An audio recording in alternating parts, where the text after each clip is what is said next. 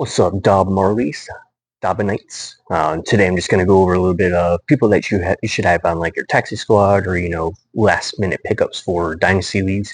These are deep people, just to keep them for a year or two. Maybe they'll pan out this year. Maybe they'll get a chance next year. Who knows?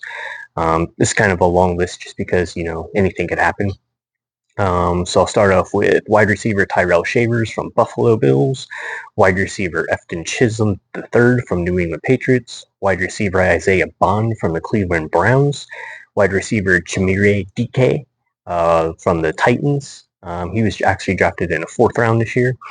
Running back Tajay Brooks from the Cincinnati Bengals. He was drafted in the 6th. Running back Dylan Sampson from the Cleveland Browns. He was drafted in the 4th. Running back Woody Marks from the Texans. He was drafted in the 4th. Running back DJ Giddens from the Indianapolis Colts. He was drafted in the 5th. Running back Bashol Tootin from the Jaguars. He was drafted in the 4th.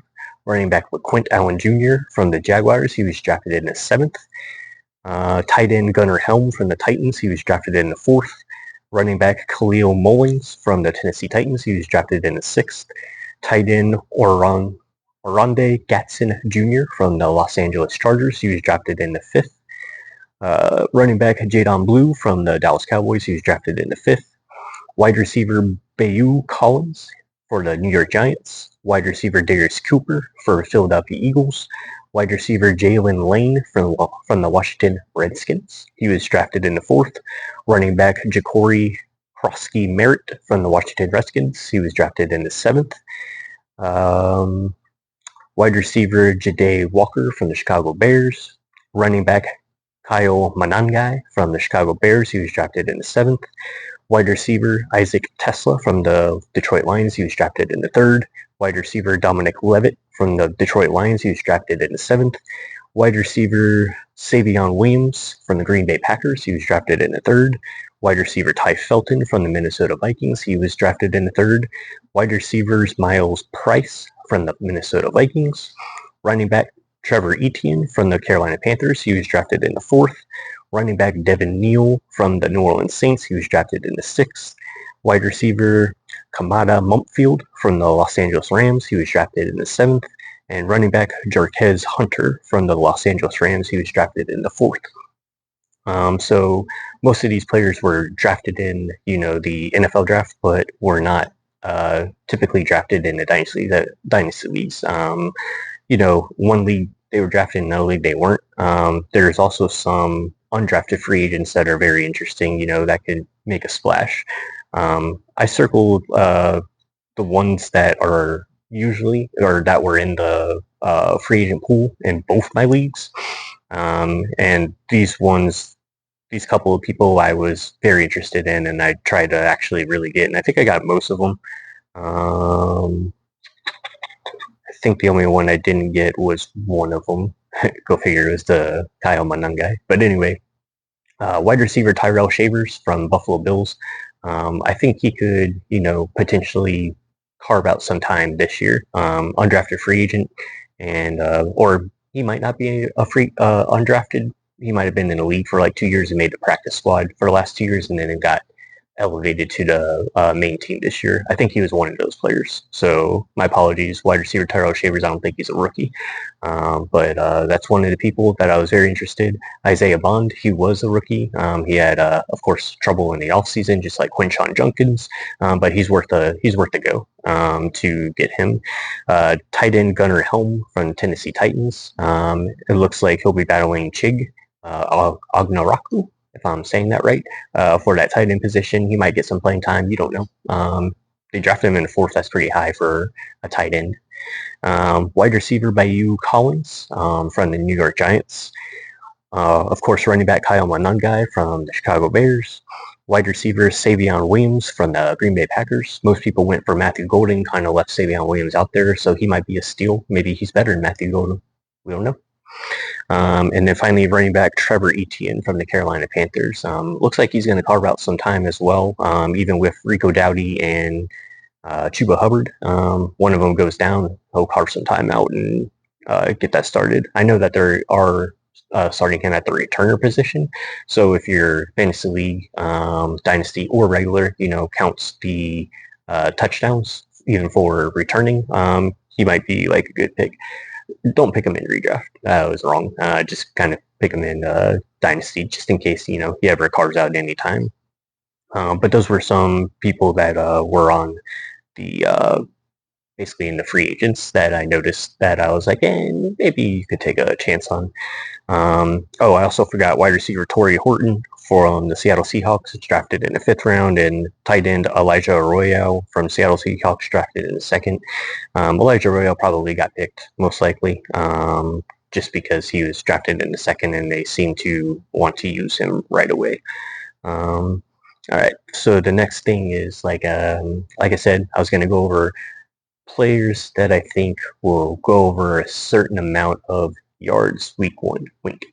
And you can kind of join these together to get more points week. So anyway, week 1 I saw Dolphins and Colts. The people that I would go for are Devon A-Chain. He looks to be a go for week 1. He's having calf issues. So I can see him getting over 65 yards rushing and 40 yards receiving against that weak Colts defense. Tyreek Hill, Jalen Waddle, Darren Waller. I'm not sure exactly what they will do in the game against the Colts. I feel like Tyreek Hill should, get 100, but you never know. I would expect Darren Waller to get at least 40 plus receiving yards. And then on the other side, Jonathan Taylor against that semi-weak Miami Dolphins defense rushing. He probably will get 100 rushing yards, I'm guessing. Michael Pittman, Josh Downs, and Tyler Warren. Not really sure about them either. I don't know how, Daniel Jones is going to fit them into his offense. Michael Pittman would be my favorite out of the 3, just because he's a big receiver, just like Malik Neighbors was, and he might be able to, get it to him. Daniel Jones also favored, what's his name? I'll come back to that because I forgot his name for now. But he played. He was. I think he was number 86 for the Giants. He likes the big targets basically. So Tyler Warren might do something as well. We'll see. But I'm not too sure about those. Steelers Jets. I could see Caleb Johnson going for 40 plus rushing yards. DK Metcalf, I'm not too sure. My friend that does the podcast with me made up a great point that Aaron Rodgers is more of a timing quarterback, where he just knows where his receiver is going to be, throws it to that spot with immense accuracy, and then gets it to him. Also, Aaron Rodgers is a little bit hurt, and he needs an offensive line. So we'll see how that goes. I don't want to give false hope for DK Metcalf right away. So DK Metcalf, I'm not really sure what he'll do. If Aaron Rodgers throws it up, he'll get his yards, but I don't know if Rodgers will want to do that. He's more of a timing kind of quarterback. Breece Hall against the Steelers defense, I'm not sure what he's going to do. Also, I'm not sure what the Jets are going to do, if they're going to start Braylon Allen, if they're going to give like a 50-50 carry between Braylon Allen and Breece Hall. Breece Hall is obviously the better running back, but for some reason they just don't like him. That's all I see. Like, they take his carries away, they cut his playing time. I'm not sure what went on there. I'm not sure what's going on there, but Breece Hall is not very safe anymore. Garrett Wilson. So I want to say that Garrett Wilson will have easily 65 receiving yards, but Justin Fields is his quarterback. So I don't know exactly what they're going to do. They might do a bunch of screens, which is possible, and give him, give him the ball, that he can give him the yards, give him the targets, give him everything that he needs to make plays for the Jets, but you never know. The next one is the Panthers and Jaguars. Rico Dowdy and Chuba Hubbard. I'm not really sure who's going to get the carries, how many carries, and how the Panthers are going to play this year, especially with the Jaguars defense being kind of terrible on both sides, running and passing, the rush and pass defense. I can assure you, I think that Ted McMillan will come out of the gate with 65 plus yards receiving right off the bat. So that's kind of a safe bet for me. On the other side, Tank Bigsby, I think he's pretty safe to get 50 plus yards rushing. I know him, ETN, and Tootin are kind of fighting for the ball right now, but when it comes down to just straight rushing, I think they're going to give Tank Bigsby the ball, and I think he'll deliver with 50 plus yards rushing. Brian Thomas Jr., it's an unsure 100. But I think he can get to the 100 over the Carolina Panthers. He's just skilled enough to be that player that gets that amount. Travis Hunter, I can see right off the bat getting 50 plus receiving yards. They're going to give him the ball quick. They're going to give him the ball as much as they can, especially in the first game. And then Britton Strange, I've been talking about him all season. I think he can get the 25 plus receiving yards pretty easily. So I would put a bet on that one. Not literally a bet, but wink, wink. But I would do that. Cardinals and Saints. Kyler Murray, he's going to get 40 plus rushing yards. That's all he does. He rushes all the time. So especially the Saints. The Saints are just god awful this year. I can't see them winning more than 3 games. But we'll see. You never know. Marvin Harrison Jr., I think he's going to come off right at the gate. I think Kyler Murray will find him quick and, try to develop that relationship. I think Kyler Murray's, starting status is based off of how much Marvin Harrison gets the ball. I truly believe that this year. If Kyler Murray cannot deliver the ball to Marvin Harrison Jr., they'll be looking for a quarterback next year. So I can see Marvin Harrison Jr. going for 80 plus receiving in his first game against a really weak Saints defense. Trey McBride also might get up there. I put him as 65 plus yard receiving game. Plus he gets a lot of targets from Kyler Murray, and I don't think that's going away. So I think those are his 2 main targets and the ones that he's going to focus on the most, with Marvin Harrison Jr. as the focal point of the offense, just because Cardinals believe in him, and I think everybody else does too. As you can see from the tape last year, Marvin Harrison was open quite a few times and Kyler Murray just missed him. I think he'll be looking for him this year.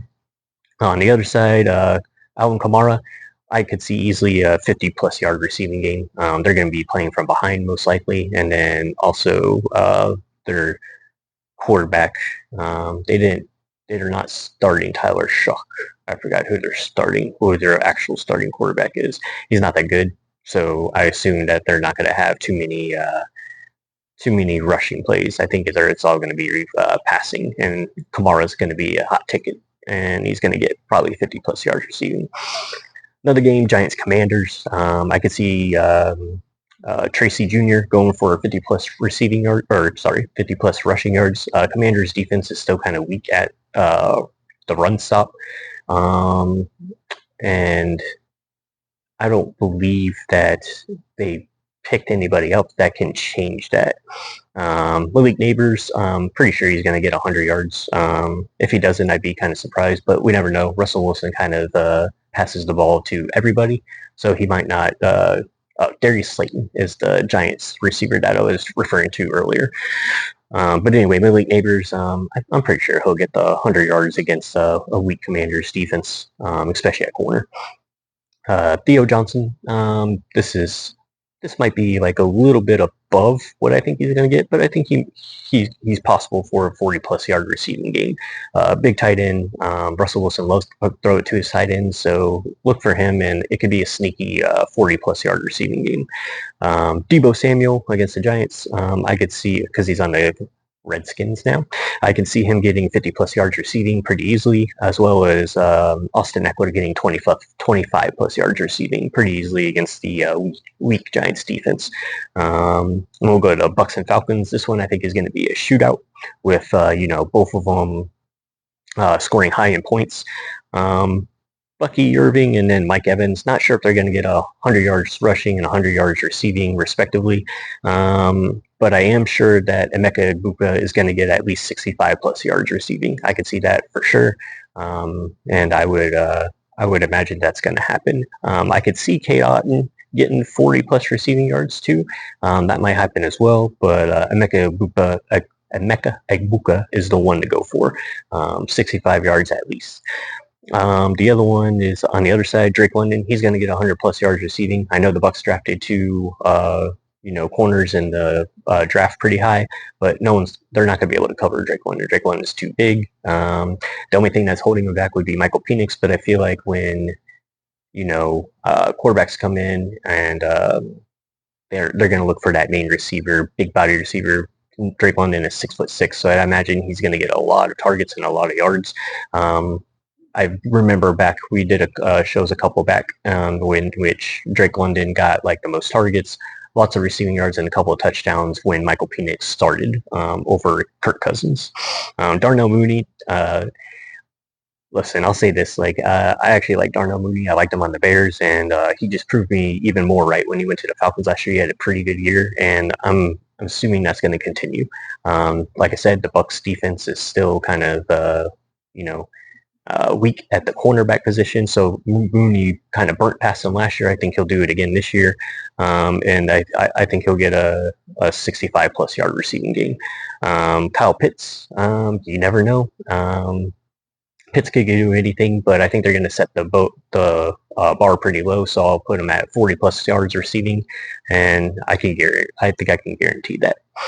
The Bengals versus Browns. Jamar Chase will get 100 yards receiving. It's the Browns. It's a division game. Jamar Chase always comes out the first game swinging. He'll get that 100 yards pretty easily. Chase Brown, I think, will get the 65 plus yards rushing. Browns didn't really do anything to help Myles Garrett out, and they still don't really have linebackers to, stop the run. So I think Chase Brown is safe for 65 plus rushing yards. T. Higgins, I think, will get 65 plus receiving yards. Like I said, I think Joe Burrow is just going to have an amazing year, barring injury.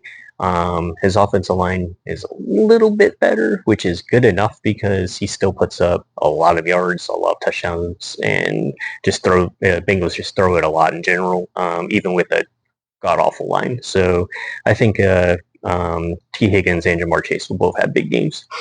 Cedric Tillman, this is kind of a sneaky one. Joe Flacco is a quarterback, and I think Cedric Tillman will get 50-plus receiving yards pretty fairly easy. He's a receiver 2 now there. And the best thing is, what's his name? He played for the Broncos, now he's on the Browns. Overrated. Jerry Jeudy.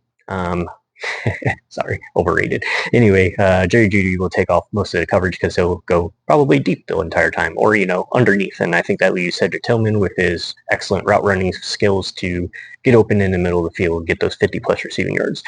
Same thing goes with David Njoku. I think he also gets a 50-plus receiving yards. Joe Flacco loves throwing it to his tight ends as well, and Njoku will be able to beat out those Bengals. Surprisingly, I think the Bengals-Browns will be a little bit high scoring as well, but with the Bengals, probably winning by 2 touchdowns, but it might be, I would say I would even go as high as like a 42-28, something around those lines. Raiders and Patriots. I think Gentry will come right off the gate and get 65 yards plus rushing. He might even, get 40-plus yards receiving. I think they're going to be the focal point of the offense. Brock Bowers, of course, there. That brings me to him. He's going to easily get the 65-plus yard receiving against the Patriots, even with Mike Vrabel, a defensive-minded head coach who's going to shape up that Patriots defense. Brock Bowers is still a monster, and he's going to get those targets. He's going to get those yards very easily. I think a 65-yard game is definitely not out of the question and pretty easily obtainable. TreVeyon Henderson, I think he's going to come right off the gate. I think the Patriots are going to, focus on him right away, and he's going to get 50-plus yards rushing right off the gate, even with Ramondre Stevenson there, and 25-plus yards receiving, just because they only have Stephon Diggs there as well to take most of the targets. So I think those two, or I think his rushing and receiving will, make that line and get at least, 50-plus rushing and 25-plus receiving. Stephon Diggs, I think I don't know. I can see him get 100, but I just put 80 just in case. I think he can get the 80-plus receiving yards pretty fairly easily against the Raiders defense. Raiders still kind of are in limbo, especially with that defense. And offense. Honestly, they're just not that good yet. It'll probably take them like 1 or 2 more years. So I think the Patriots are actually kind of high above them. I think the Patriots are in a better place than the Raiders are, which is actually, it's been a couple years. It's been quite a few years since Tom Brady left, so that makes sense. 49ers and Seahawks. Christian McCaffrey is going to get 50 plus yards receiving easily. They don't have anybody else to throw to. They're going to throw it to, I don't even, Ricky Pearsall. Yeah, Ricky Pearsall. So, like, McCaffrey is definitely going to get those 50 plus yards receiving, as well as George Kittle. Those are the only two receivers I see. And I see them rushing a lot, and if they get stuck with rushing, then they're going to have to go to the pass. And George Kittle is, he's still doing his thing, and McCaffrey, of course, will always get receiving. So both of them I would lock up for a 50-plus yard receiving game. On the other side, it looked like the 49ers lost a couple of defensive players or are a little bit stagnant on the defensive ball of the defensive side of the ball. So I can see JSN getting 65 plus yards receiving and Cooper Kupp getting 50 plus yards receiving. Even with Sam Darnold as a quarterback, he hasn't proven anything to me yet, but I still think that JSN and Kupp will get their yardage. 65 for JSN and Kupp 50 plus yards. Titans and Browns. This isn't a lot because I'm not sure if he is actually going to, take off right away. But I think Cam Ward will get 25 plus yards rushing against the Broncos. He's going to get pressured a lot. His receivers are not that bad, but I can see Cam Ward getting rushed enough to where he's going to run out of that pocket, get 25 plus yards rushing. Tyler Lockett, I think that's a lock for 50 plus yards receiving. You have a veteran receiver, rookie quarterback that's usually mesh very well, especially in the first game and against a team that has like one really good corner that's going to be on Calvin Ridley. And then Tyler Lockett, I think, will get open, get his 50 plus yards receiving. On the other side, Broncos, Titans still have a pretty weak defense. I know all these teams I'm saying have pretty weak defenses, but that's kind of what I'm focusing on is specifically against pass and rushing. So when I mentioned like Cortland Sutton, I think their pass defense is a little suspect. So Cortland Sutton, I expect will get 50 plus yards receiving, and Evan Ingram, I would really expect to get 40 plus yards receiving. Those two, I think, will be the main focus this year for receiving. And I think Sean Payton loves the run, but when it comes down to it, Bo Nix will get his attempts. And Cortland Sutton just signed a huge agreement, so I think he's going to continue to, do well. And then Evan Ingram, they just traded for, so I think they thought they were missing something at tight end. And Evan Ingram is obviously a good receiving tight end. I think he'll get his 40 plus yards, Sutton at 50. All right, Lions and Packers. So I went more for the passing in this game. Packers lost Jair Alexander. Of course, they traded for Micah Parsons. Duh. That makes me sad as a Bears fan. Why the Packers got to trade for Micah Parsons? Hopefully, he is what Skip Bayless says. I don't really believe in Skip Bayless that much, but to each his own. Hopefully, Micah Parsons isn't as good as everybody thinks, but we'll see. I mean, maybe a change in direction will make him go in super beast mode and, completely destroy, the NFC North. I'm praying for you, Caleb. Anyway, Amon-Ra St. Brown, I think will get his 100 yards regardless. There's not a corner in that team that's going to be able to stop him one-on-one. Gibbs, I think, will get 40-plus yards receiving. He's been working on his receiving game, and I think they're going to use him mightily in this game as a rusher and as a pass receiver. Maybe even give him some breaks, put him out at the slot receiver and have David Montgomery at running back. And then Sam Laporta, I think will get like the 50-plus yard receiving. Now, that's a lot of receiving yards. That's 190 right there. And I think that's doable for the Lions versus Packers. I think this is one of the games that's going to be a little bit high scoring than most people think as well, even with Michael Parsons rushing. He'll probably get his sacks, 1 or 2 in this game. But overall, I think this will be a pretty high scoring game with definitely less than what I mentioned with the Bengals and Browns. I would say probably pretty much close, like 31-28, something around there. Something high, but something close. With Amon-Ra going over 100 yards receiving, Gibbs getting 40-plus yards receiving, and Laporta getting 50-plus yards receiving. On the other side of the ball, everybody forgot about Jaden Reed, and I think Jaden Reed is going to burn Terry and Arnold or be in the slot and burn that whoever their nickel corner is. at for the Lions, and I think he'll get his 50+ yards receiving. And Tucker Kraft, sneaky, I think he'll get his 40+ yards receiving. Everybody's going to focus on Matthew Golden in this game, and I think I'll go the other direction and focus on you know players who we've seen do it before. So Jaden Reed and Tucker Kraft. Jaden Reed at 50+ yards receiving and Tucker Kraft at 40+ yards receiving. Last game is Texans and Rams that I put down.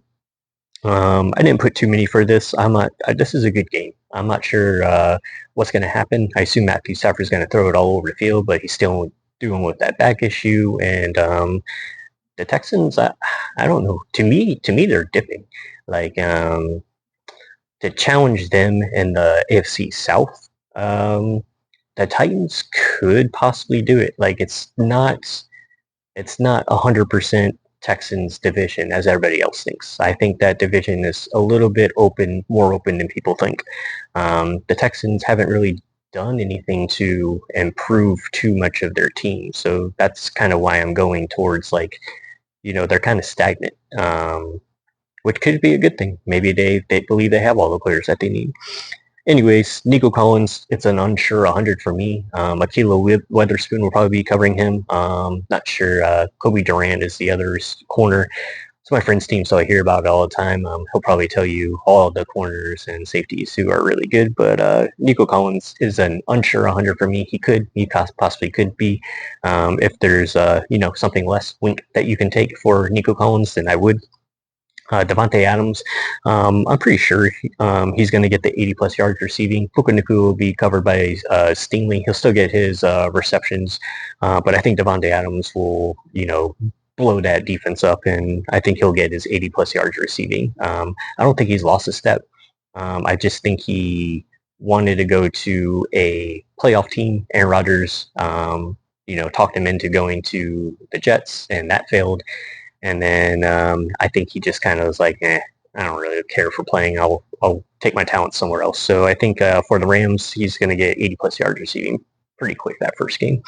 And I think he'll be a focal point for the rest of the year. I was talking to my friend, and if he doesn't get over 1,000, I think it's kind of I think it'll be kind of surprising. He's thinking that he's going to get 1,400 yards. Possible, totally possible, but I think it's going to be more in the 1,100 yard range. But for this first game, I think he's going to go over 80+ yards receiving. Let me know what you think in the comments, and leave me anything that you all want us to talk about. And we're doing our best. I did want to mention, and hopefully my friend mentions on the podcast, that he did call, Micah Parsons getting traded. I didn't think that he would, but he did. And he also said something. Oh, he said the Jaguars will be trading one of their running backs, by the bye week or by that London game, and I think that's going to happen too. So, doing our best, Dynasty. My friend did his best, and I think he was right on both accounts. We'll come to see what the Jaguars do, but it's a pretty good start. Thanks for listening. Peace.